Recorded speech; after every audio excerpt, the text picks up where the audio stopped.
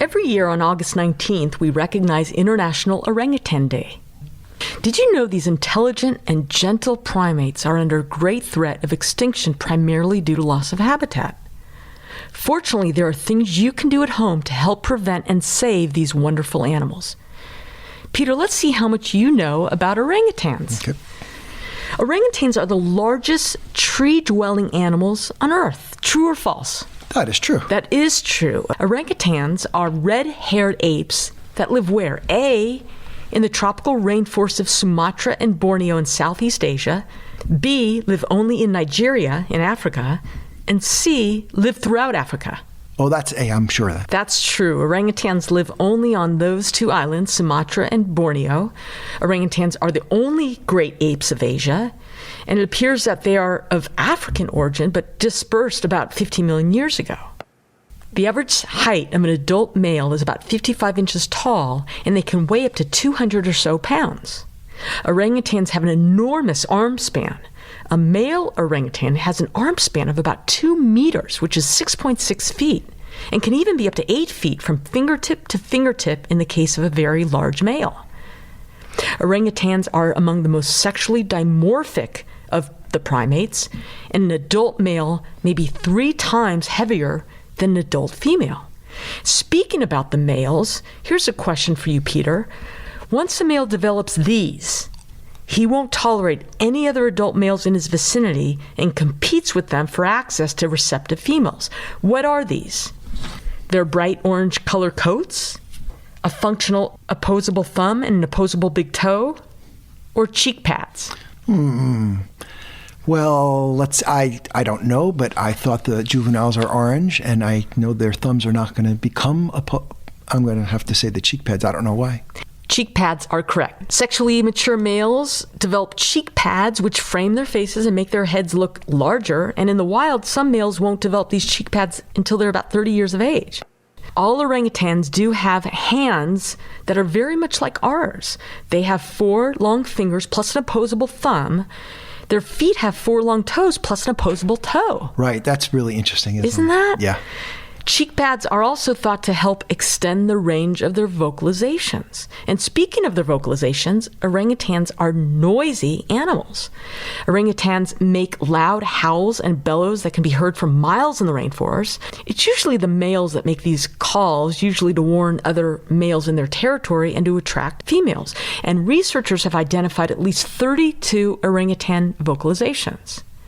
Peter, the word orangutan comes from the Malay words orang-hutan, meaning a... Oh, I think I know. Okay. Something like animal, something of the forest, animal. Very good. Very good. Person of the forest. Orang meaning people and hutan meaning forest. Yeah. The orangutan is one of humankind's closest relatives. In fact, we share nearly 97% of the same DNA. Orangutans spend most of their time up in the trees. As you know, they have these hook-shaped hands and long, strong arms and are easily able to climb and swing from branch to branch. Yet, although these guys are strong and very powerful, everything I read says they are gentle creatures. I mean, they might just sit for hours gazing. And they are intelligent. They make their homes in the trees. They build tree nests each night out of leaves and branches and sleep in these leafy nests high off the ground, which protects them from their predators, which are the tigers and the leopards, although we know the tigers are rare in the wild since humans have killed them off, or most of them off. And you can see in videos and photos that these orangutans also use leafy branches to shelter themselves from rain and sun, and they make umbrellas for themselves out of big leaves. That's cute. So they are indeed smart. They are born with the ability to think and reason. And with their red-orange coat color, they are nicely camouflaged in the rainforest. So here you go, Peter. Regarding the family dynamics, the following statement is true. A, there's a very strong relationship or bond between mother and her young, but the male orangutans tend to be alone. B, mother encourages her newborn to fend for him or herself. Or C, the male orangutan is the guardian of the babies. Okay, I happen to know this one. Because I read, And it's A because the male is out of there. Exactly right. Mothers carry their offspring for the first 5 years and actually stay closely alongside their young till about 6 or 7 years, during which they've learned the necessary skills to survive on their own. Baby orangutans rely on mama's nurturing for everything. You see them clutching tightly onto their hair of the mother's stomach area. Yes, they're very cute. Yes, but interestingly, as you said, unlike other great apes, like the gorillas and the chimpanzees, the male orangutans don't like to live in groups and tend to be alone.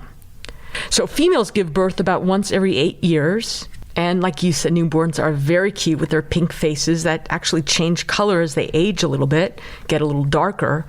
Orangutans eat mostly fruit. Their favorites are huge spiky fruits called durian.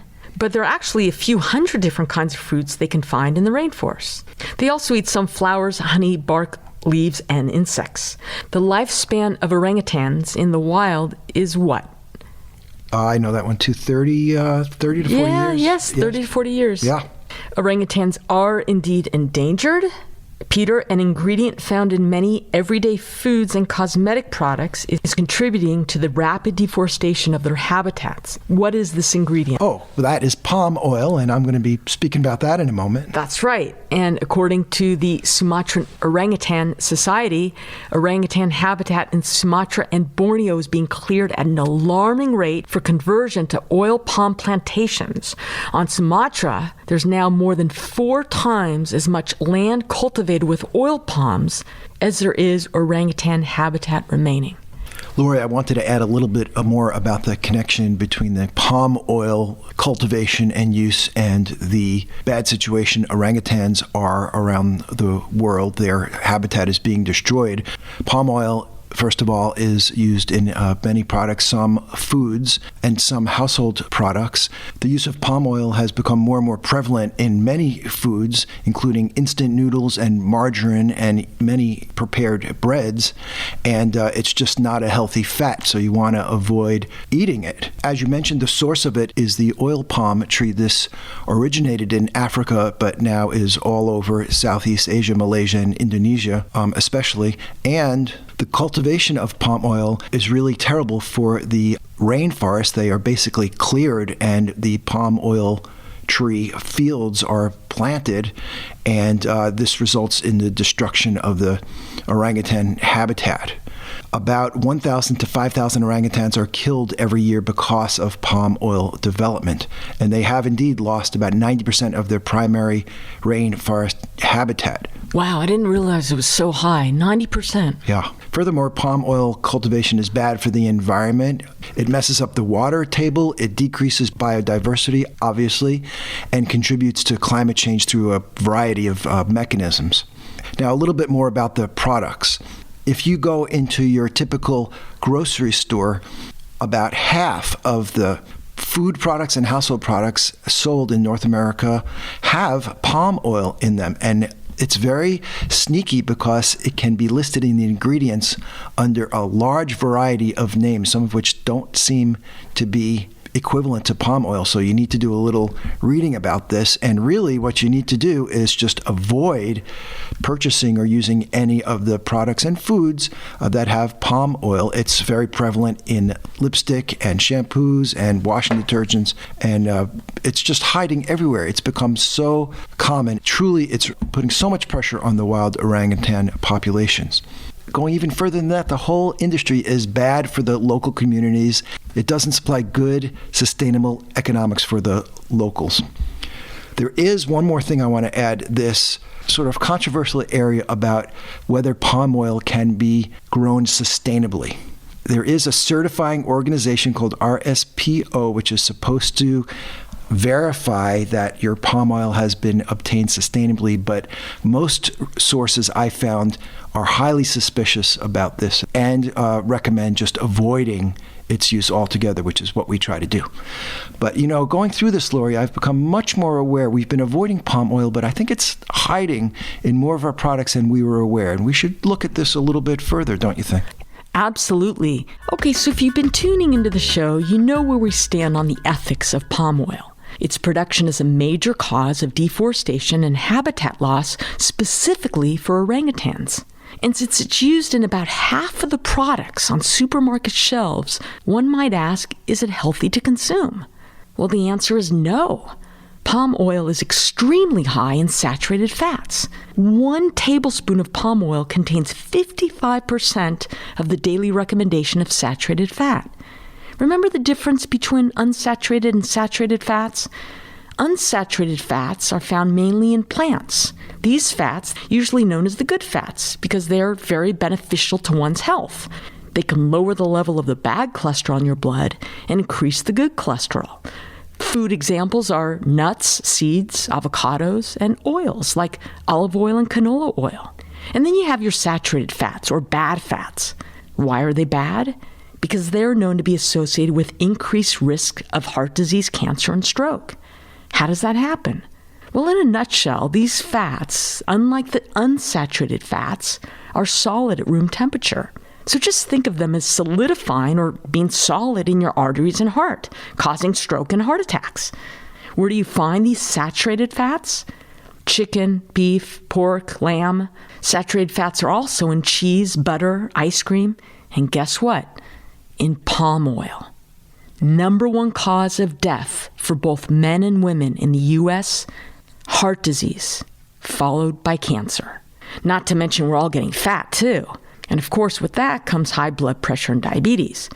But the common diseases that afflict Americans today are not just the natural consequences of aging or genetics.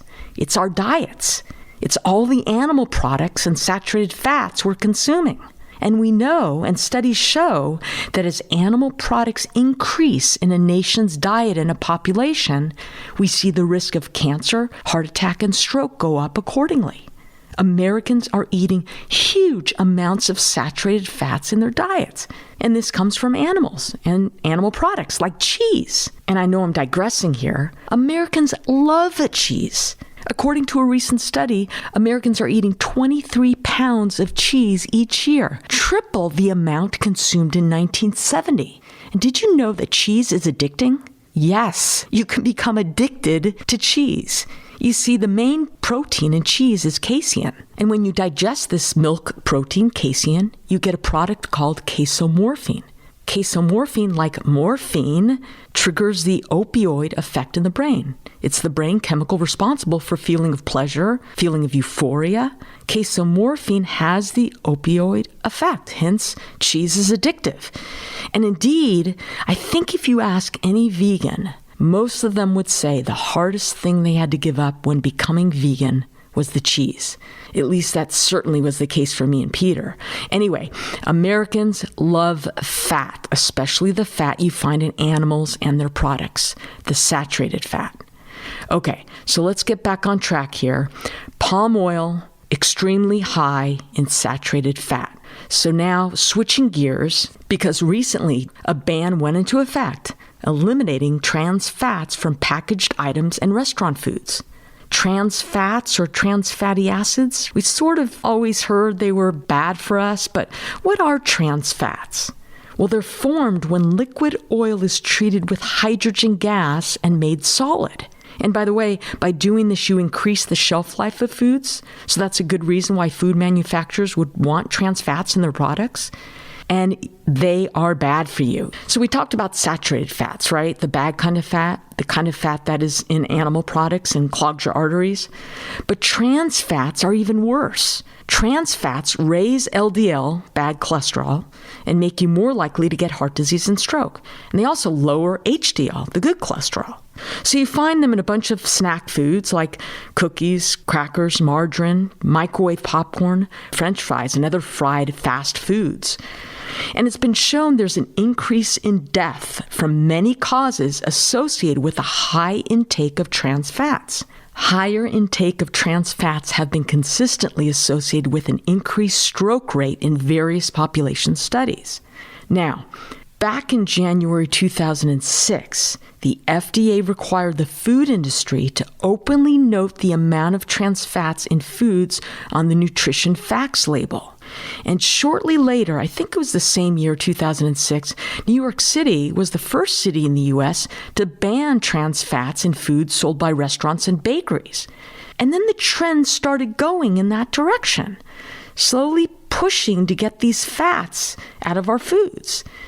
And in fact, it was estimated that the consumption of trans fats fell by 78% in a 9 to 10 year span. I think it was from 2003 to 2012, and probably due to the labeling rule and subsequently reformulation of foods. And if you pay attention to marketing labels, you probably noticed more and more snack type foods being labeled as having 0 grams of trans fat. But without getting too far into the topic of misleading food labels, 0 grams of trans fats on the food label doesn't necessarily mean there's not any trans fat in that product. I believe that if a product contains less than 0.5 grams per serving of trans fat, then the manufacturer can label as 0 grams of trans fat. So a food can contain up to 0.49 grams of trans fat and still be labeled as 0 grams. Anyway, in November 2013, the FDA made a preliminary determination that trans fats are not recognized as safe. And then, of course, there was this big push by the FDA to ban trans fats in the food supply. And in 2015, companies had 3 years until June 2018 to remove them from products in grocery stores. And indeed, here we are. Trans fats are banned from packaged items and restaurant foods. So what happened during this time when you got the forced labeling and these health concerns of the trans fat? Companies had begun to reduce their reliance on trans fats, and what takes its place in all their products? Palm oil. And indeed, we saw that at the time when companies began to restrict their use of trans fats in the early 2000s, the imports of palm oil in the U.S. have grown dramatically.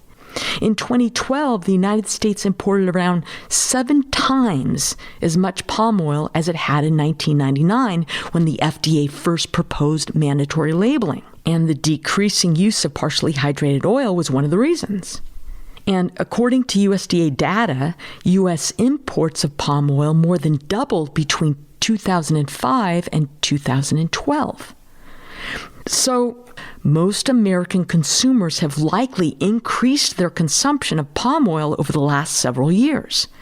And as I stated earlier, unlike most vegetable oils, palm oil is loaded with saturated fat, right? Meaning it's solid at room temperature. And again, 1 tablespoon of palm oil contains 55% of the daily recommendation of saturated fat. It's associated with increased risk of heart disease, cancer, and stroke. So, if you are a conscientious, compassionate American who cares about your health, cares about the environment, and our beautiful non-human animals, many of whom are endangered and live in the tropical forests, you should be demanding that the palm oil in our favorite foods be only deforestation-free palm oil. And if you ask me, instead of what manufacturers have been doing, substituting the trans fats with palm oil, substitute with a vegetable oil like canola oil or soybean oil, which contains more unsaturated fats, much healthier for you, better for the environment, and better for the orangutans.